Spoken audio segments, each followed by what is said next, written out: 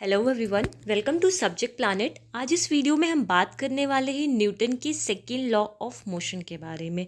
इससे पहले की जो प्रीवियस वीडियो थी उसमें हमने बात की थी न्यूटन के फर्स्ट लॉ ऑफ मोशन में, जो बताता था कि अगर कोई अनबैलेंस एक्सटर्नल फोर्स एक्ट करती है किसी ऑब्जेक्ट पे तो उसकी वेलोसिटी चेंज होती है, that is the object gets an acceleration. In this video हम बात करने वाले हैं how the acceleration of an object depend on the force applied to it. कैसे जो एक्सेलरेशन है ऑब्जेक्ट का वो डिपेंड करता है फोर्स जो अप्लाई हो रहा है, and how we measure a force.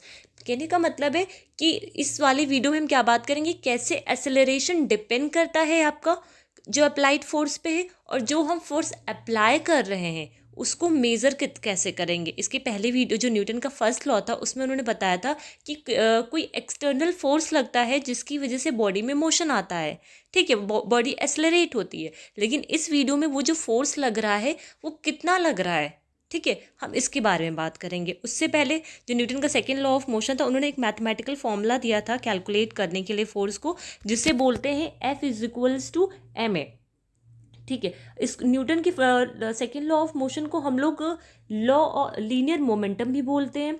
उस लीनियर मोमेंटम क्या होता है आपका, जो लीनियर मोमेंटम होता है उसे हम लोग क्या बोलते हैं, linear momentum P is equals to M V, ठीक है। ये इसका मैथमेटिकल फॉर्मूला होता है P is equals to M V. The product of mass into velocity, जो प्रोडक्ट होता है मास और वेलोसिटी का, उसे हम लोग बोलते हैं लीनियर मोमेंटम। सपोज करिए अगर दो बॉडीज़ हैं डिफरेंट डिफरेंट मासेस की, वो मूव कर रही हैं सेम वेलोसिटी के साथ। दो बॉडीज़ हैं डिफरेंट डिफरेंट मासेस है, एक का मास आपका m1 हो गया, एक का मास आपका m2 हो गया, ठीक है। दोनों क्या कर रहे हैं, सेम वेलोसिटी के साथ मूव कर, जब सेम वेलोसिटी के साथ जा रहे हैं और उन्हें क्या करना है, सेम टाइम इंटरवल पे रेस्ट पे लेके आना है, तो क्या होगा उस केस में, जिस बॉडी का मास ज़्यादा होगा उस पर हम क्या करेंगे, ज़्यादा फोर्स लगाएंगे, ठीक। तो ये बात होगी पहले वाले पॉइंट में। दूसरा पॉइंट क्या कहता है कि अगर दोनों ही बॉडीज़ की डिफरेंट डिफरेंट वेलोसिटी हो, एक की वेलोसिटी v1 हो, दूसरे की वेलोसिटी v2 हो, तो उस केस में हम फोर्स किस पे ज़्यादा लगाएंगे, जिसकी वेलोसिटी ज़्यादा होगी उस पे हम ज़्यादा फोर्स लगाएंगे। तो हम कह सकते हैं जो आपका जो फोर्स होता है किसी बॉडी को स्टॉप करने के लिए किसी डेफिनेट टाइम पे, तो वो क्या होता है, आप वो किस पे डिपेंड करता है, आपके मास, जो बॉडी का मास होता है और उसकी वेलोसिटी होती है, ये उस चीज़ पे उस पर डिपेंड करता है, ठीक है। तो और उसको जिसका मैथमेटिकल फॉर्मूला होता है वो क्या होता है, P is equals to M V. तो यहाँ पे दो बातें हो गई, अगर सेम वेलोसिटी से जा रही हैं तो जिस बॉडी का वेट ज़्यादा होगा, जिस बॉडी का मास ज़्यादा होगा, वहाँ पे हम ज़्यादा फोर्स अप्लाई करेंगे। दूसरे पॉइंट में जहाँ पे जिसका, अगर दोनों डिफरेंट वेलोसिटी से मूव कर रहे हैं तो जिसकी वेलोसिटी ज़्यादा होगी उस पे ज़्यादा फोर्स अप्लाई होगा। तो इस केस में हमने क्या समझा, जो फोर्स है वो डिपेंड किस पे करता है, जो प्रोडक्ट होता है मास और वेलोसिटी का, वो उस पर डिपेंड करता है। तो इसीलिए इसका जो मैथमेटिकल फॉर्मूला है वो क्या है, P is equals to M V, और इसकी जो SI यूनिट होती है वो क्या होती है, kg मीटर पर सेकेंड।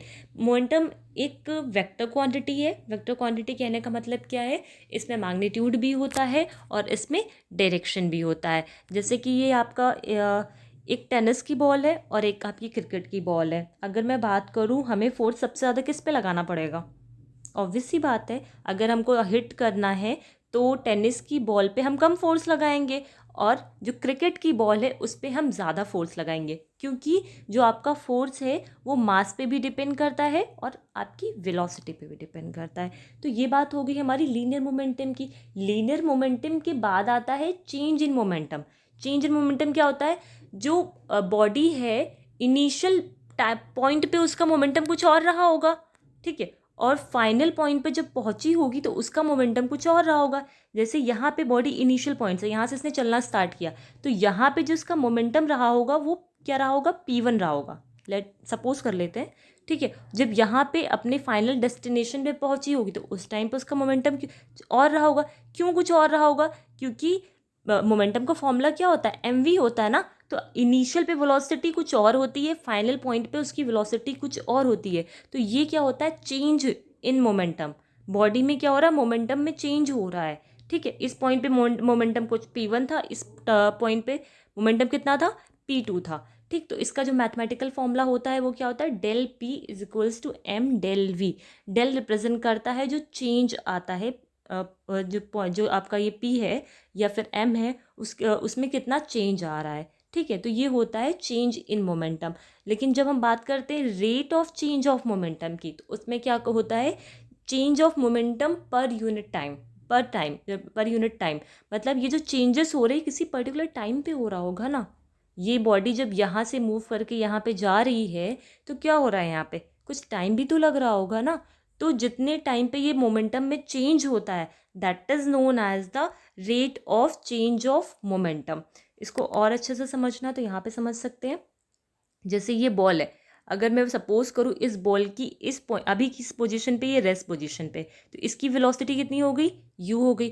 जब ये क्या करेगी, इस पॉइंट से इस पॉइंट तक जाएगी, जब ये क्या करेगी, इस पॉइंट से इस पॉइंट पे जाएगी, तो यहाँ पे इसकी वेलोसिटी क्या हो गई, v हो गई। तो ये u क्या है, इसकी इनिशियल वेलोसिटी है, और v क्या है, इसकी फाइनल वेलोसिटी है, ठीक। तो हम इनिशियल यहाँ पे जब बॉडी रहेगी, तो आपकी जो ये बॉल है जब यहाँ पे होगा, तो यहाँ पे इसका क्या होगा, मोमेंटम भी तो होगा। इस पॉइंट पे जो मोमेंटम होगा उसका क्या होगा, वो इनिशियल मोमेंटम होगा। तो इनिशियल मोमेंटम को हम लोग किससे रिप्रेजेंट करते हैं, p1 से रिप्रेजेंट करते हैं। यहाँ पे जब आएगी तो इस पॉइंट पे क्या होगा, फाइनल मोमेंटम होगा, ठीक है। तो उसको हम किससे रिप्रेजेंट करते हैं, p2 से रिप्रेजेंट करते हैं। तो इनिशियल मोमेंटम कितना हो गया हमारा, mu हो गया, फाइनल मोमेंटम हमारा कितना हो गया, mv हो गया। अगर इसका हम चेंज निकालना चाहें, चेंज इन मोमेंटम, जैसे हमने पहले भी वो बोला था कि चेंज इन मोमेंटम क्या होता है, final momentum minus initial momentum. क्या होता है, final momentum minus initial momentum. p2 है, p2 माइनस p1, p2 की वैल्यू कितनी होगी आपकी, mv, जो फाइनल की है। वेलोसिटी क्या है, फाइनल है, मास तो सेम ही रहेगा, कांस्टेंट होता है। p1 mu हो गया, ठीक है। जब इसको कॉमन लेंगे तो हमारे पास एक रिलेशन निकल के आएगा, m ब्रैकेट पे v minus you, v is the final velocity, u is the initial velocity. जब हम इसकी rate of change of momentum की बात करेंगे तो वहाँ पे हम क्या करेंगे, सिंपली t से डिवाइड कर देंगे। तो ये क्या हो गया हमारा, rate of change of momentum. तो ये आपकी रेट ऑफ, ये सारी बातें जो थी वो आपकी मोमेंटम के बारे में होगी, जहाँ पे आपने लीनियर मोमेंटम देखा। लीनियर मोमेंटम में क्या देखा, जो फोर्स है आपका वो किस पे डिपेंड करता है, मास और वेलोसिटी पे डिपेंड करता है ऑब्जेक्ट की। उसके बाद चेंज इन मोमेंटम में क्या देखा आपने, जो आपका डेल पी होता है वो किसके इक्वल होता है, डेल एम डेल वी के इक्वल होता है। Rate of change of momentum में क्या होता है, हम सिंपली उसको टाइम से डिवाइड कर देते हैं, जितना टाइम वो ले रही होती है उससे हम उसको डिवाइड कर देते हैं। अब हम बात करते हैं न्यूटन के सेकेंड लॉ ऑफ मोशन के बारे में, ठीक है। न्यूटन का सेकेंड लॉ ऑफ मोशन क्या होता है, इससे हम कह सकते हैं जो न्यूटन का सेकेंड लॉ ऑफ मोशन था वो क्या था, F इजिक्वल्स टू ma। इन्होंने एक मैथमेटिकल फॉर्मूला दे दिया था कि F इजिक्वल्स टू ma। अब इसको हमको समझना है। जैसे फॉर एग्जांपल, यहाँ पे एक एग्जांपल हमने लिया है कि अगर कोई टेनिस की बॉल है, अगर कोई टेनिस की बॉल है, उसको हम क्या करते हैं, जेंटली पुश करेंगे तो क्या होगा, बहुत स्मॉल सा एक्सेलरेशन प्रोड्यूस होगा और बहुत कम वो वेलोसिटी एक्वायर करेगी किसी सर्टेन टाइम पे।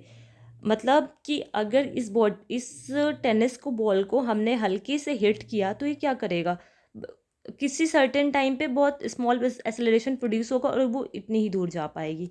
टाइम तो टी ही लगा ना, यहाँ पे टाइम कितना लगा, टी लगा यहाँ पे।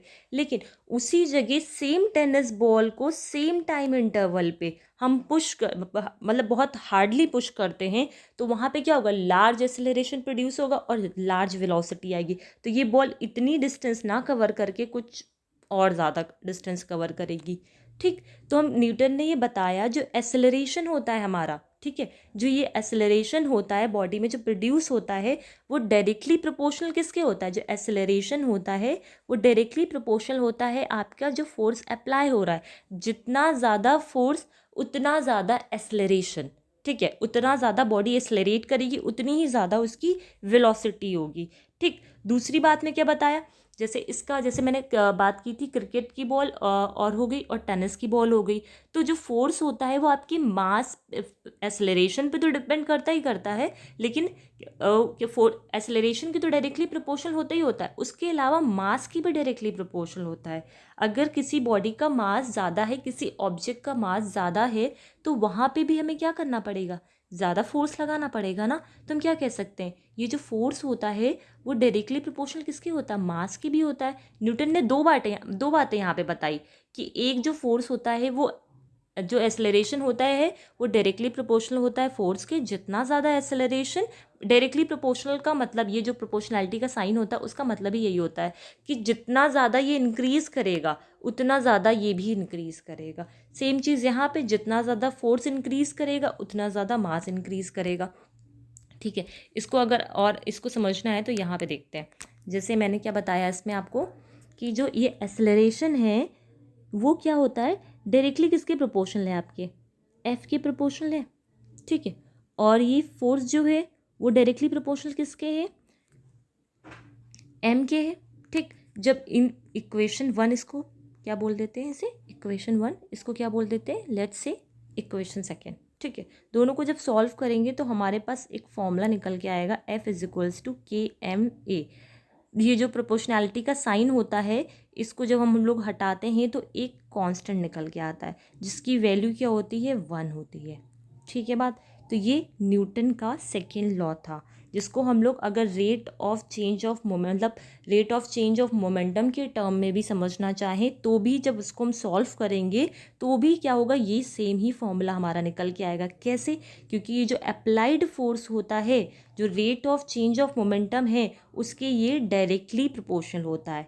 ठीक है, तो जब ये प्रोपोर्शनैलिटी का साइन हटेगा तो यहाँ पे क्या आ जाएगा, K M V minus U by T. और हमें पता है जो एक्सेलरेशन होता है वो क्या होता है, जो चेंज होता है वेलोसिटी में, मतलब change in velocity upon time, ये हमारा एक्सेलरेशन का फॉर्मूला होता है। तो हमारा पास क्या रिलेशन निकल के आया, एफ इज इक्वल्स टू के एम ए।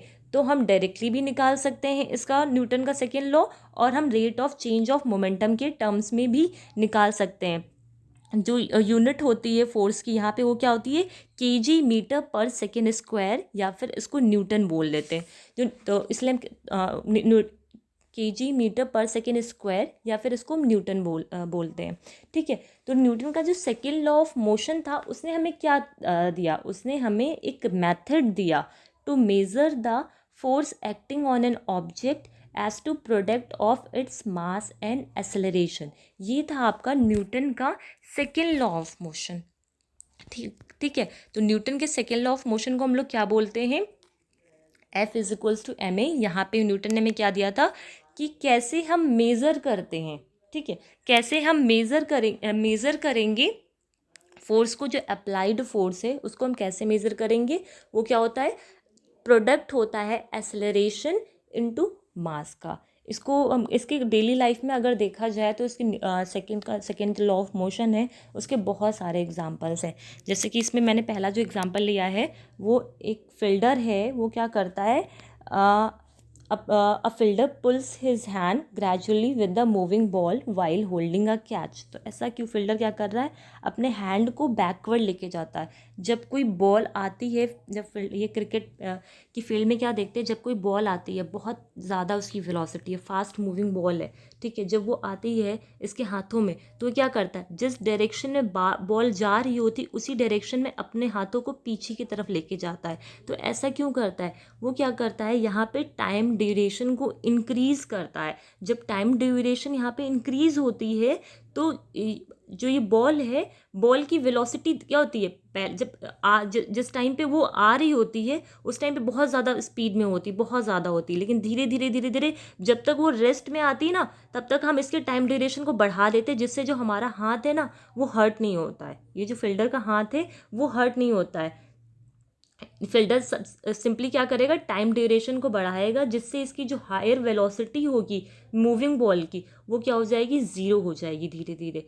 ठीक, तो ये हमारा होता है, ये केस हो गया हमारा पहला न्यूटन का सेकेंड लॉ ऑफ मोशन का। दूसरे केस में हम क्या देखते हैं कि जैसे जो एथलीट्स होते हैं आपके, तो जब वो हाई जंप करते हैं तो क्या करते हैं, या तो उन्हें किसी फोम के गद्दे होते हैं उस पर वो जंप करते हैं, ठीक है, या फिर उनको सैंड में जंप करना होता है। तो ऐसा क्यों, डायरेक्टली वो फर्श पे क्यों नहीं जंप करते? अगर डायरेक्टली वो फर्श पे जंप करेंगे तो क्या होगा, वहाँ पे टाइम तो बिल्कुल बहुत बहुत कम टाइम मिलेगा उनको, ठीक है, जिसकी वजह से उनके जो फीट होंगे वो इंजर्ड हो सकते हैं। लेकिन अगर वो सैंड में या फिर फोम के ऊपर जंप करते हैं तो उस केस में क्या होता है, वहाँ पे जैसे सैंड में उसने जंप किया तो वहाँ पे क्या होगा कि उसके पैर अंदर की तरफ चले जाएंगे, ठीक है, जिसकी वजह से टाइम ड्यूरेशन बढ़ जाएगा, ठीक है। जब टाइम ड्यूरेशन बढ़ेगा तो ये जो वेलोसिटी है ना वो धीरे धीरे रेस्ट पे आ जाएगी और इसके जो फीट होंगे वो इंजर्ड नहीं होंगे।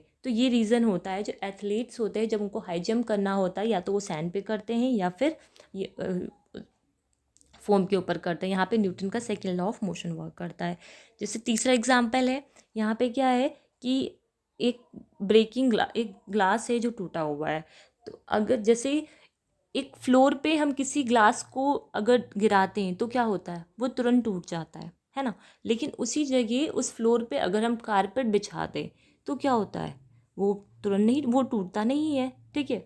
तो ऐसा क्यों, क्योंकि जब फ्लोर पे जब वो गिरता है ग्लास तो वहाँ पे क्या होता है, फ्लोर जितनी जैसे जो फ्लोर होता है वो भी बहुत ज़्यादा फोर्स अपनी तरफ से लगा रहा होता है, ठीक है। तो जिसकी वजह से क्या होता है, ये ग्लास जो होता है वो तुरंत टूट जाता है, बहुत शॉर्ट टाइम होता है, यहाँ पे टाइम ड्यूरेशन बहुत कम होता है, ठीक है। और जब लेकिन वो सिर्फ जब कारपेट पे गिराते हैं तो क्या होता है, कारपेट पे क्या होता है, उसका टाइम ड्यूरेशन बढ़ जाता है और जो आपका कारपेट होता है वो भी इसी वजह से टाइम ड्यूरेशन ज़्यादा हो जाने की वजह से वहाँ पे कम फोर्स लगाता है, जिसकी वजह से जब कारपेट पे वो वेसल गिरता है तो वो नहीं टूटता है। लेकिन उसी जगह अगर आपका हार्ड फ्लोर पे वो गिरता है तो वो ब्रेक हो जाता है। तो ये बात हो गई हमारी न्यूटन के सेकेंड लॉ ऑफ मोशन के बारे में। हमने यहाँ पे क्या पढ़ा, न्यूटन के सेकेंड लॉ ऑफ मोशन के बारे में पढ़ा। इसके बाद हम पढ़ेंगे न्यूटन का थर्ड लॉ ऑफ मोशन, ठीक है, जिसमें उन्होंने एक्शन और रिएक्शन के बारे में बात की थी। तो आज इस वीडियो में सिर्फ इतना ही, और इसकी आगे की बातें हम लोग नेक्स्ट वीडियो में करने वाले हैं, ठीक है।